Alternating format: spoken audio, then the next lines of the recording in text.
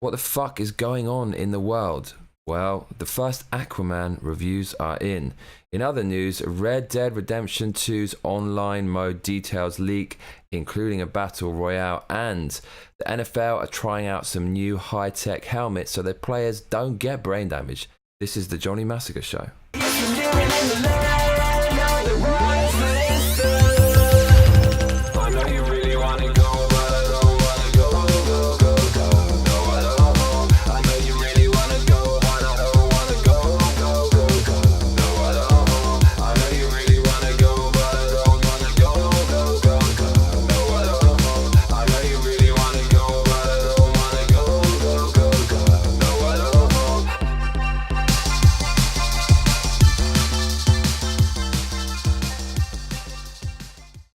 How's it going, people? It is November 26th in Japan, and I'm hot as a motherfucker. I think my neighbors have the heater on. I guess that means I save a bit of money, but it's hot as fuck, and it's November. What is up with that? So, some Aquaman reviews are in. If you watch this show, you will have probably seen my trailer reaction to Aquaman, and I would bet money that this film sucks. It looked terrible in every single department: casting, script, acting, CGI, everything.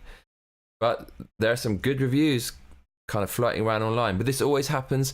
A few people get invited by PR companies to attend some early screening, and they're going to come out after being fed on free hors d'oeuvres and booze and whatever and go, oh man, this was amazing.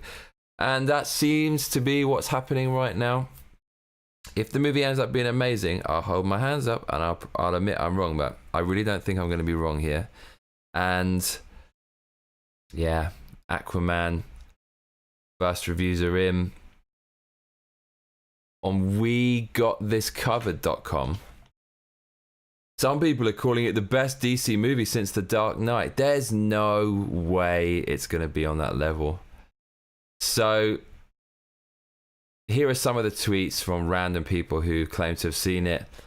Hashtag Aquaman is awesome and absolutely delivers. Not only is Pride of Gypsies the king of Atlantis, but also the newly crowned king of the DC universe.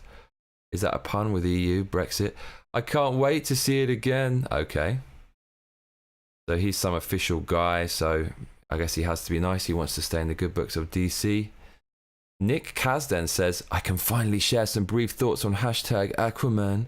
Can't mention plot or technical stuff, so I'll just say that Jason Momoa is charismatic as hell in the lead, and the film gives off a fun fantasy vibe. That doesn't sound good. That sounds like he's making excuses. It's a fun movie. When have you ever talked about a movie to your mates and go, yeah, man, it's really fun? You don't. So that looks a bit suspect, that review. Another guy, Jermaine Lucia, says, Aquaman is big, fun, is a big, fun, wild ride. It's unabashedly melodramatic and over the top with the largest, most ambitious sense of scale imaginable. Parts of it are kind of bad, but they are not the majority, and oddly still fit in with the cartoony tone. Second best DC Universe movie. Yeah. Okay. So anyone who's praising a movie despite it having bad stuff in it is talking out of their ass. They're just trying to be nice, trying to be kind. They have some kind of vested interest in this movie, probably a journalist. Again, this guy's a blue check mark next to his name. He doesn't want to ruffle any feathers and tell it how it is. He's saying it's big and fun and wild. No, those are probably the three most cliche terms to use in advertising a movie, to the point where advertising companies won't even use that vocabulary anymore. And yet here, Jermaine Lucia is, with those cliches out in full force. He says it's unabashedly melodramatic and over the top. And parts of it are kind of bad, but they're not the majority. So I don't know about you, but if I eat an apple, the whole fucking thing has got to taste good. If a few bits of it are brown or there's like fucking holes in it, I'm not going to want to eat that apple. It's the same with a movie. If there's bad parts in it, it doesn't a good movie make. So that comment is very suspect indeed. There's more comments, people. I'll take some heat for this, but hashtag Aquaman is the best Marvel movie that DC has made. Fuck off, mate. There's no way. I've seen the trailer. That doesn't mean it's exactly like that formula, but it feels like a film that knows what it is and it's selling, what it's selling and who it's selling to. Okay, well, usually when I rate a movie's quality, it's just how enjoyable it is. It's nothing to do with the film knowing what it is and who it's selling to. Are you basically saying that most of the people who are watching this movie are complete fucking idiots who'll shell their money out just because it's DC? In which case, the movie's great. Okay, so yeah, there's a few negative ones here as well, but I'm just really suspect about this movie. As I said, I've seen the trailer. I don't reckon it looks good. It's out pretty soon. Unfortunately, in Japan where I live, this movie comes out 3 months later. Japan is literally the worst place in the world to live if you want to see a movie release on time. Literally the worst place in the fucking world. And here is the proof. So here is the release schedule for Aquaman. Look, China, UK. China gets it first. UK 12th of December. Coming out in a couple of weeks. And I can't even see America on here, but it seems to be coming out. God, USA 21st of December and the UK 12th of December. But when is Japan? Right at the motherfucking bottom of the list, 8th of February. Behind Argentina and Italy. What the fuck is it with this? Why can't I see these movies on time? It's well annoying. In other news, Red Dead Redemption 2's online details have leaked. And there's a Battle Royale mode in the vein of PUBG and Fortnite. Sorry to say the F word, people, but I had to. Red Dead Redemption 2's online portion begins rolling out today, apparently. And now a leaked list of modes has detailed its Battle Royale style option. Make It Count is a 32-player Red Dead online mode where you fight to be the last one standing. You have limited weapons and are stuck within a shrinking gameplay circle. Sound familiar? It is the most interesting of a short list of mode options unearthed by Twitter user Illogical Mods, who also dug up a series of campaign-style job missions as well. Okay. So you can see the tweet here in question with the leak.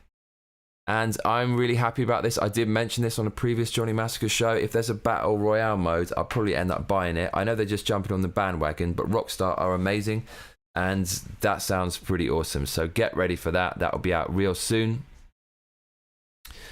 There are other modes. One's called Most Wanted, which pits players against each other with the player getting the most kills, climbing a leaderboard, but also getting a higher bounty on his or her head for others to earn. Name Your Weapon is a free-for-all with a set list of weapons. Points are awarded depending on the weapons you use, with some weapons judged harder to use than others. Team Shootout is a regular team deathmatch, and races are split into 3 types. And you'll be racing shit around like horses, I imagine, and wagons and stuff. So that's pretty interesting. When that comes out, I'll probably end up buying Red Dead just for the Battle Royale. And finally, the NFL is using a new football helmet that morphs on impact to reduce head injuries. So I feel really sorry for NFL players. There's so much stuff online about how once they've retired, they end up developing some brain disease because they keep getting bashed on the head. My mate Luke was listening to some podcast online and he gave me a good metaphor for NFL players' brains. He said it's like an egg. If you have a box of eggs and you pad it and you roll it down the stairs, it won't crack. But then if you take it out, the egg, and you crack the shell open, the egg is all mashed up on the inside because it's been rattling around. And apparently that's a metaphor for NFL's players' heads inside of their helmets. The head is like the soft part of the egg, the helmet is the shell. And even though the skull's not breaking, the brain, the contents is getting rattled around, so they end up breaking their brains and having fucked up brains and basically shortening their lives and going nuts when they get older. So the NFL obviously has to try to do something about this. So look, they're making this helmet. Have a look. This is not your typical football helmet, says the article.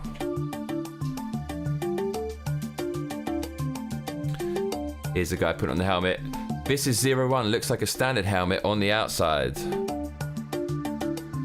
But when it hits something, it reacts much differently. So you can see the helmet changing shape there. Its innovating design is protecting football players' heads, apparently. All right, so enough of this because I think that music might be a little bit overwhelming. But this just made me really, really happy to see. The key points are NFL players are wearing a new helmet that's designed to better protect football players' heads. The VIX 01 morphs its shape to absorb more impact from hits than a typical hard-shelled helmet. Over 60 NFL players wore the helmet in 2017, including Russell Wilson, Alex Smith, Doug Baldwin, Golden Tate, and Lamar Miller. Watch the video above to see how the helmet works. We just checked out a little bit of that. So, yeah, I just wanted to bring this up to bring a bit of awareness to this issue. Also to anyone who fucking plays this shit. Just, you got to take care because you don't want to end up like a vegetable later in life. I can't think of anything worse than having some brain disease and you get Alzheimer's or some shit like that. Apparently each helmet costs $950. Unfortunately, I guess people in playing just in their colleges and stuff like that can't afford these kind of helmets, but yeah, only time will tell to see if these things are effective. And that's about it for what's going on in the world today. Let's talk about my life.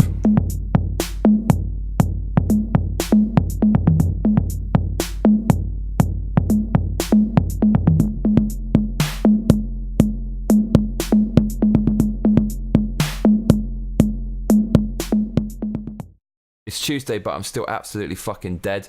If you watched the show yesterday, I'll have let you know that on Sunday I did too much exercise, and basically for a few days before that, and it really caught up with me yesterday. Mentally, I was shot. I was jittery. I couldn't walk in a straight line, and I've still got a fucking dry mouth 2 days later, and still feel like lightheaded and stuff. You got to be careful when you push it on the exercise, man. I've been doing too much, so I'm feeling fucked up. I'm going to get an early night, people. I'm going to love you and leave you. So what's going on in my life? Just wrecked from doing too much exercise. Yes. Thank you for watching again. Appreciate it very much as always. And I'll be seeing you tomorrow.